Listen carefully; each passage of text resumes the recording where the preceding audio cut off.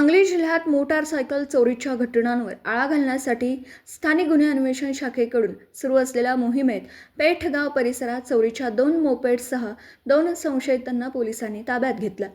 माननीय पोलीस अधीक्षक संदीप घुगे यांनी मालमत्तेविरुद्धचे गुन्हे करणारे इसमांची माहिती काढून त्यांच्यावर कारवाई करून चोरीचे गुन्हे उघडकीस आणण्याचे आदेश स्थानिक गुन्हे अन्वेषण शाखेला दिले होते।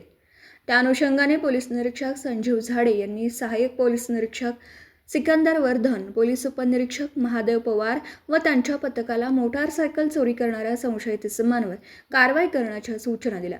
10 मार्च 2026 रोजी सहाय्यक पोलीस निरीक्षक सिकंदर वर्धन यांच्या पथकातील पोलीस कॉन्स्टेबल अभिजित ठाणेकर यांना गोपनीय बातमीदारामार्फत माहिती मिळाली।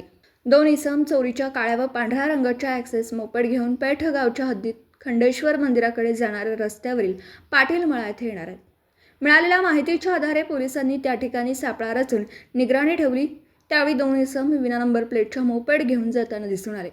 पोलिसांनी तात्काळ कारवाई करत त्यांना पळून जाण्याची संधी न देता ताब्यात घेतला।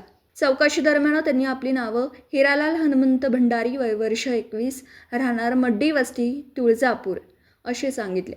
त्याच्या ताब्यातील 2ही मोपेड संशयास्पद असल्याने पोलिसांनी त्या जप्त करून पुढील तपासासाठी पाठवल्या। त्याच्या ताब्यातील 2ही मोपेड संशयास्पद असल्याने पोलिसांनी त्या जप्त करून पुढील तपास सुरू केला। या प्रकरणी संबंधित आरोपींविरुद्ध गुन्हा दाखल करण्याची प्रक्रिया सुरू असून पुढील तपास स्थानिक गुन्हे अन्वेषण शाखेकडून करण्यात येतोय।